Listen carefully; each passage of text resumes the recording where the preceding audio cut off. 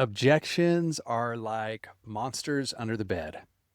You know they're there and they keep you up at night. What if you had a monster slaying kit to conquer any fear? So most salespeople, they focus on dozens of objections and they really waste their energy. But the truth is, all objections boil down to just 4 core fears. Master these and you master the game. Hey, it's Drew Norton and welcome back to the Everyday Sales Leader. We're continuing our objection handling deep dive, and today we're simplifying things. We're going to break down the 4 fundamental objection categories that underlie almost every sales interaction. Think of these as the big 4 of objections. If you can identify which of these 4 categories a customer falls into, you'll be far better equipped to address it effectively. So this isn't about memorizing a million different responses. It's about understanding the root cause of resistance. So there are 4 deal killer objections, and they are needs, price, trust, and urgency. So let's talk a little bit about those. Need.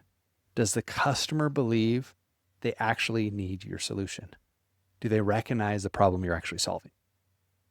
When it comes to price, is the customer concerned about the cost, or do they perceive the value as justifying the investment?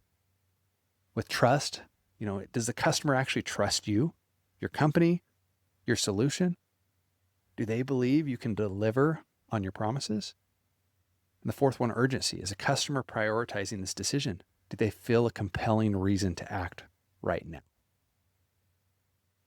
Every objection, no matter how complex, can be traced to one or more of these core concerns.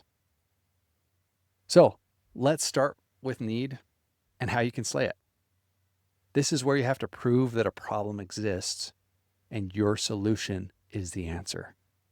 So customers, typically the way they express a need objection is, hey, I'm fine with what I've got. Oh, I don't really need this. I'm not interested. This isn't a priority for me. So to effectively address need objections, you often have to dig deeper. We can break need down into actually 3 subcategories. So 1 is the problem or pain point. What's the customer's current challenge or frustration? What's causing them the pain? Now, they might know what this is, they might not, right?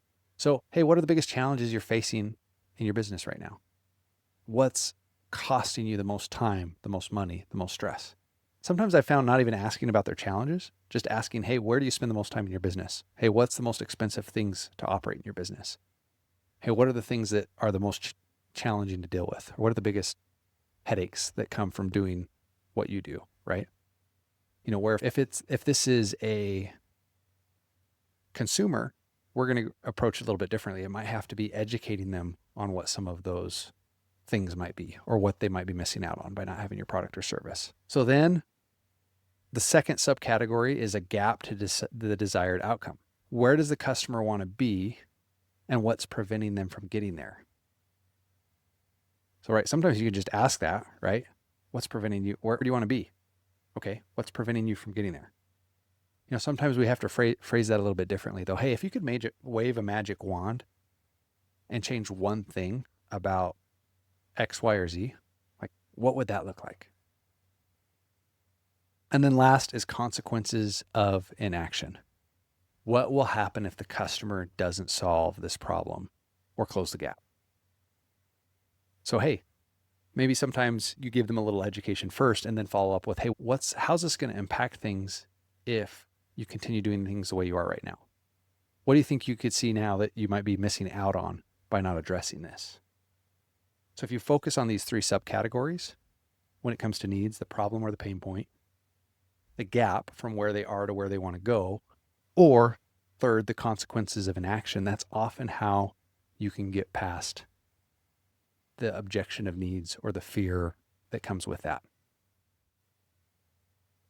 By focusing on these 3 subcategories, problems or pain points, gaps between where they are and where they want to be, and the consequences of inaction, you can really help the customer clarify their own needs and really recognize urgency in finding a solution. All right, Now let's talk about price and how to slay it. So usually this is one of the most common objections salespeople hear. But remember, price objections are rarely about the money. Customers often say, hey, it's too expensive. I can't afford it. I can get it cheaper somewhere else. To handle price, though, you need to shift the focus from price to value. And so here's 3 ways we can reframe that conversation. So part of it could be the return on investment, or the ROI.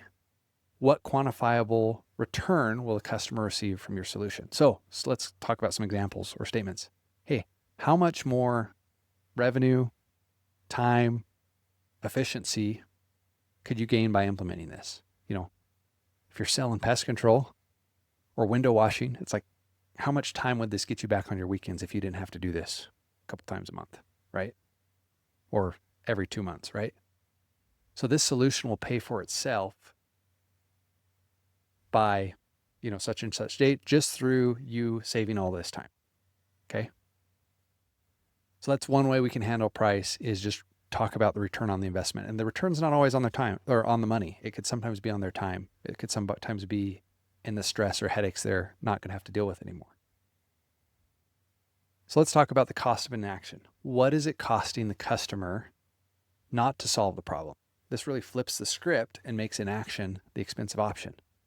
So some ways we could say that is, hey, what's it costing you to stay with your current situation? Or what's it costing you to stay with, what's it going to cost? What's it going to look like if you don't change things? Okay, what happens, right? And then we lay out what the cost is or what the loss is to stay where they're at. The last way we can really reframe cost to value is we've got to help them see perceived value. So what's the overall benefit the customer believes they'll receive, both tangible or intangible? So sometimes we've got to guide them with some questions. Hey, what would it be worth to you if you could finally know that your costs were going to always remain the same going forward? Or to know you don't have to deal with this on the weekends? Or what would having X do to overall to improve your peace of mind? Like if I'm selling life insurance, what would having some life insurance in place do to help you sleep better at night? Or how would that help you sleep better at night? Or what worries would that get rid of in your life? So let's move on to objection number 3, which is trust. Let's talk about how to slay that. So trust is crucial in any sales interaction. Like customers have to believe in you, your company, and your product. And one of the most effective ways to build that trust is to demonstrate that you understand their situation better than anyone else.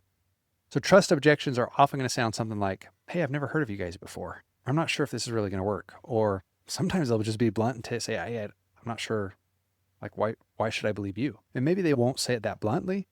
And it can come up like, hey, I need to read your reviews.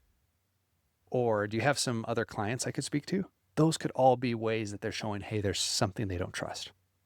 So to build trust, some things you can focus on are, 1, just general deep understanding. So we want to go beyond their surface level needs. We want to ask insightful questions that show, hey, you've done your homework and you understand their specific challenges in their industry, and maybe understand what their goals are. So it could be, instead of just asking, hey, what are your challenges? You could say something like, hey, I know homeowners like you often struggle with an increase in price on your utility costs or price in insurance costs, right? Is that something you guys have been experiencing?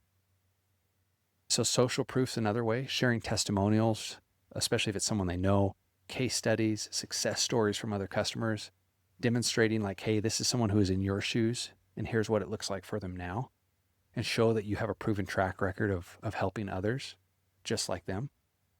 Expertise is another. You want to make sure you can demonstrate knowledge and authority in your field. This one comes through with time and study and practice.